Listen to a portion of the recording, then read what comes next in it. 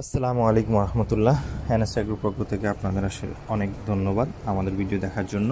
আসলে অনেক দিন আমরা আপডেট নিয়ে আসতে পারিনি। আসলে আমাদের খামারে একটা ঝামেলা চলতেছিল, ওইটার আসলে আমাদের ট্রিটমেন্ট এবং বিভিন্ন জিনিস নিয়ে আসলে আমরা আর বিজি ছিলাম, তার কারণে আপনাদের সাথে আসলে আপডেটটা শেয়ার করতে পারিনি। এখন মনে হলো যে আপনাদের সাথে আপডেটটা শেয়ার করি।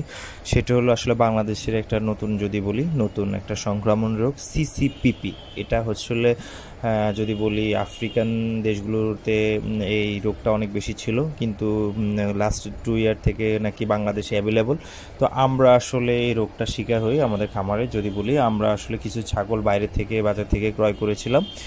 একদম স্পেসিফিক যদি বলি নাটোর থেকে আসলে আমরা কিছু ছাগল কালেকশন করেছিলাম 2টা লটে। তো আসলে আমরা প্রথমে 7টা-8টা, পরে আবার এরকম 7-8টা 2টা লটে আমরা আসলে ছাগলগুলো ক্রয় করে থাকি। তো এটার মাঝখানে আসলে আমরা সাথে সাথে ছাগলগুলোকে আসলে, যেহেতু আমরা ফার্মে একদম সকল নিয়ম মেনটেন করি, তো আমরা এনে আসলে কোয়ারেন্টাইনে রাখি।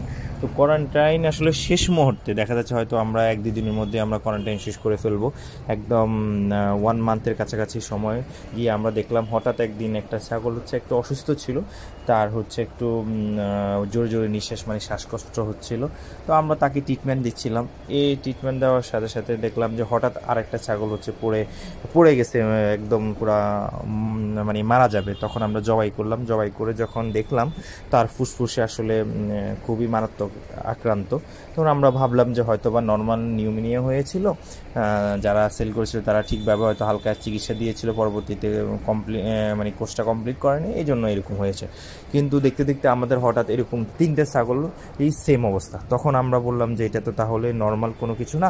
তো আমরা এটাকে আসলে বিশ্লেষণ করা শুরু করলাম। তখন আমাদের যে এখানে পশু সম্পদ, পানি সম্পদ যেটা, সেখানে যে ডাক্তার, তাদের সাথে কনসাল্ট করলাম, এলাকার অন্য ডাক্তারদের সাথে কনসাল্ট করলাম। করার পর আমরা যেটা আইডেন্টিফাই হলো সেটা আসলে যে না, এটা সিসিপিপি।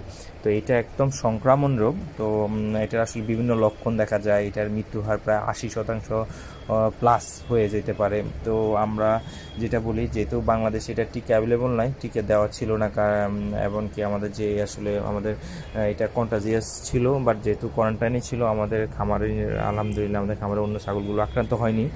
আর যেহেতু এটার জন্য আমরা তারপর চিকিৎসা দিয়ে থাকি। আসলে সাধারণত এই রোগটা হলে শ্বাসকষ্ট হতে পারে, তারপরে না খাওয়া বন্ধ করে দিতে পারে, আস্তে আস্তে শুকিয়ে যাবে, এরপর শ্বাসকষ্ট হবে, এরপর ছাগল বসে পড়তে পারে, বসে থেকে আর উঠবে না। তখন আস্তে আস্তে এরপরে অনেক ক্যাংরাবে, আমরা ভাববো গ্যাস শেষ, আসলে এমন কিছু না। তখন আস্তে আস্তে হঠাৎ এই রোগটাতে এরপর মারা যায়। যেটা বলি একটু সময় দেয়, বাট মারা যায়। তো আমরা সাধারণত বাংলাদেশে সিসিপিপি যেহেতু স্পেসিফিক কোনো চিকিৎসা নাই, তারপরও টাইলোকেম এবং অ্যাস্টাবেট আর ব্যথানাশক দিয়ে আসলে চিকিৎসা করা হয়। তো টাইলোকেমটা আসলে সিসিপিপির জন্য কার্যকর। আপনারা যদি কেউ এরকম সমস্যায় পড়েন, এটা দিয়ে চিকিৎসা করতে পারেন। ধন্যবাদ।